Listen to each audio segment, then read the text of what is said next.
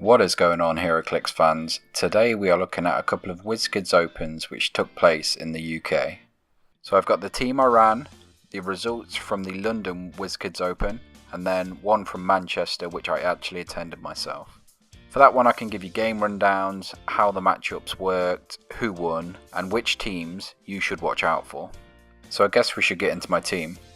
Early on I decided I wanted to play an Earth-X theme, with some of my favourite figures being the Daredevil and the Ironman. Now if you're unsure what they do, let's take a quick look at them. Daredevil is super hard to kill.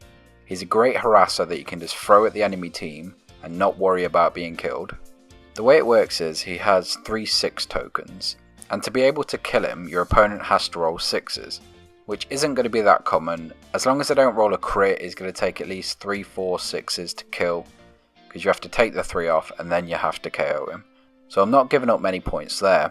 So obviously I built from that idea. I threw Ironman on the team because I can create pogs to harass the enemy team without giving up points. The meta at the minute is so dependent on denying points. Next up I added President Osborn. This was probably the weak spot for my team. I was sort of in a rush towards the end before the tournament, so I threw him on. But basically he generates pogs, he's hard to hit, he's got mastermind shape change, so he's hard to kill as well. Now with all these low point characters and pogs, I started to think of a potential support I could use. My friend said the old Connie X Captain America had some good powers which I should probably look at. So I looked at the figure. Everyone's been playing the Captain America title piece, so I wanted to do something a little different, and this figure was exactly that. So I was weighing up playing President Osborn or the Skull, and I decided on Osborn for this team because of the leadership power on Captain America. Now if you don't know what it is, when he rolls leadership he can take tokens of 150 points worth of characters regardless of adjacency, which is just insane for this team. Well, in theory, but let's find out how I got on the day.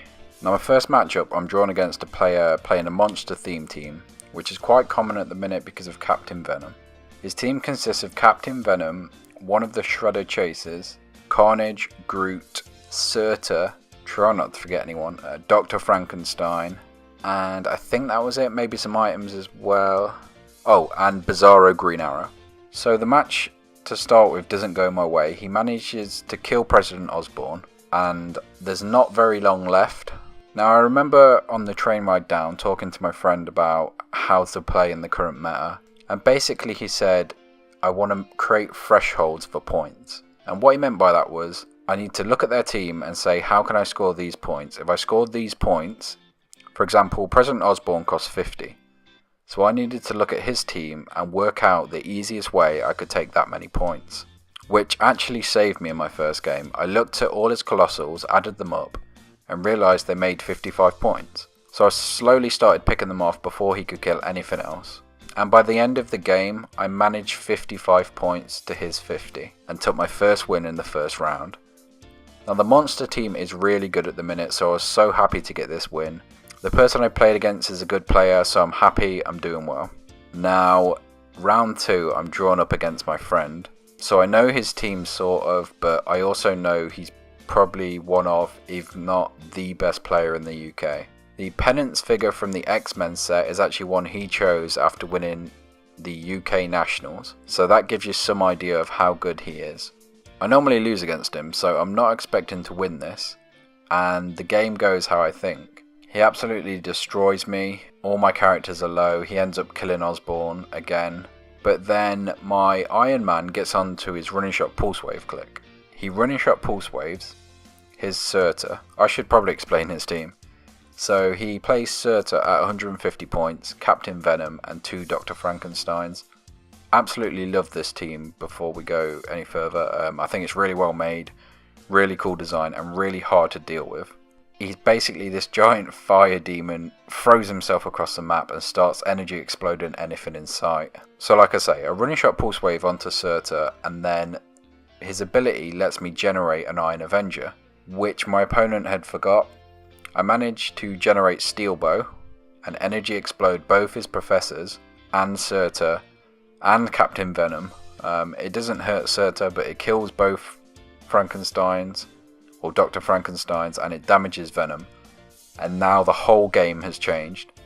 I managed to wipe out the rest of his team and take a 2-0 victory. Now at this point I'm buzzing. I'm assuming I'm making... So basically we had 9 people, so we're going to do top 4. Going into my final round, I play against Morgan Le Fay, Lockjaw, the Pim Tank, Ironheart, and Wonder Woman Colossal. He also has some items and some ID cards. Now what I didn't realise was Lockjaw does not say he can't be Mastermind to. Haha, Joker, Daredevil, all those types of figures do. I have no idea why Lockjaw doesn't. It's a massive oversight. He's already way too powerful, and this team just really took advantage of that. It was such a good team. It was played by one of my friends, piloted really well, and I just couldn't get anything from it. I think I scored 30 odd points. I killed the tank and Ironheart. I just could not get any more points. It's such a strong team, such a consistent team. It was just really hard to deal with. So I go 2-1, and somehow by points I bubble by 20 odd points. So I'm absolutely gutted. It was a sort of a 2-hour journey there, so really gutted I didn't make top 4. A lot of the players there had already qualified for nationals, so if I had made it as well, I would have probably qualified. I would have had some tough matchups, but I don't know, I think I could have done it. So yeah, that was kind of gutting. I will give you a rundown of the rest of the teams played and how they sort of panned out. So first place was the Morgan Le Fay Lockjaw team I mentioned. Second place was Unimind Lockjaw. Again, it's pretty self-explanatory. Unimind is such a strong figure, Lockjaw is. They're a good combo, and then you've got I think he had the Invisible Jet and some other bits as well. There's a few variations of it, but yeah, just a really strong team. Third and fourth place was my friend who played Serta. He came one of those. I don't know if they actually played a third or fourth place match. And then obviously the other one was I think it was a Black Panther team, but he wasn't playing them at 250 points for some reason. I think he had Lockjaw and maybe someone else in there, Captain Marvel. I'm not sure, I can't remember his team. I didn't actually get to play against him, but he was obviously doing well. Looking around at a few other teams, I think there was a team with the Captain Marvel Chase, and there was I think it was an Asgardian team with the Mjolnir, Thor, and the Odin. But yeah, that was the tournament. There were some good teams showed up. I think it was 3 or 4 UK national champions, so it was a really tough lineup. Coming 5th, I was more than happy with. The place I was playing at in Manchester is Fanboy 3. If you're ever in the area or in the UK or looking for a good comic book shop, this is one of my favourites. I've travelled around a bit, so I've been to a fair few. This is run by somebody called Dave, and he's sort of a driving force for Heroclix in the UK. Massive fan of him, massive fan of the shop. And check them out if you ever get a chance. I'll leave a link to their Facebook page in the description.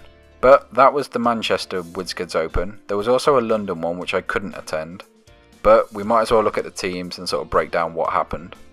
So I do have pictures of the team sheet, so we'll flash them up as I talk about them. So we can see the team though. It's Photon, Captain America Resilient, which is the title Earth-X piece, which I think is fantastic. If you don't know, he can move and make a free attack, meaning he could take a title point and not take damage on turns where he couldn't normally, or he can shift your whole team. He's just got some really good effects. They've also thrown in a 50-point Hulk from the Fast Forces, the running Quake one, you know what it does. An Exospecs, 4 Giant Girls, seems a bit excessive, but that's to get the +7 bonus for the Avengers theme team, which makes sense. A boxing ring, and then there's a ton of ID cards. You can see them yourself, you can look for them if you want. Most teams tend to have them. I'm not a fan of ID cards, I don't play any myself. Yeah, that's the first place team. One really clever combination I've just noticed in this team is the Captain America Resilient. Obviously when he gives everyone a free movement, that Hulk can quake from that. Whenever that Hulk moves, he can quake, so he could potentially run up, quake. Captain America could then move him and he could quake again. That is such a good combination. I'd probably have a few of those Hulks in if I was him, but I mean, he came first, so he knows what he's doing. Second place is actually very similar to the team I played, so it's Ironman, X51, President Osborn, the Skull, and then the points for the Stark Tower, obviously. Now you'll notice in my team I didn't pay those points because I didn't have the map. I have got the map now. It's such a huge bonus for my team, so I just had to pick it up. Now obviously I explained how my team works. This team is very similar. It's points denial. A lot of his wins were like mine. He didn't score many points, but he didn't lose many. So he got a lot of wins, but not a lot of points. For me, that wasn't enough to make top 4. For him, he's made top 2, which is good. It's good to see this kind of team can work. Now, I'm going in the order these are. I assume this is 3rd. I can only go from the order I'm given. But these are the top teams anyway. 3rd place is Starro, Thanos Copter, Skyscraper Wonder Woman, Trelane Charlie X, Thanos, and The Flash. I love this team. This is my favourite team of all of them. Starro is one of my favourite figures at the minute. I know it's only played at 20 points, but the Thanos is cool, the Thanos Copter, the Flash. It's something different, it's a creative team. I'm so glad we've got a team like this in 3rd place as well. It's just, obviously the top 2 teams are insane, they're really good. But we've seen that top team so many times, so many different combinations. So when something like this cracks through, it's always good for the game. Team number 4 is one we've seen before, is Beta Ray Bill, Lashina, Overdrive, Wizkid, 8 Batman, and Octopus Arms. Obviously the idea is you can't shoot Beta Ray Bill, so you have to get up close where Lashina comes into effect. It's a really clever combo. It was sort of spotted as soon as those figures came out. Really good team, and you can see why it would come forth. And at number 5 is a lot of really strong figures. So we've got the Thor Odinson, which is the title figure. Insanely strong piece. We've got Goblin King, which I don't really need to talk about. 2 Frost Giants and Carnage. So the Frost Giants are some of my favourite retails. They do something more than damage. They sort of control the battlefield, so I'm a big fan of those. Goblin King, like I say, does what he does. And Thor Odinson, just a really strong attacker. Next up we've got Goblin King, but at his 275 points. We don't really see this anymore, so I'm kind of glad somebody played it.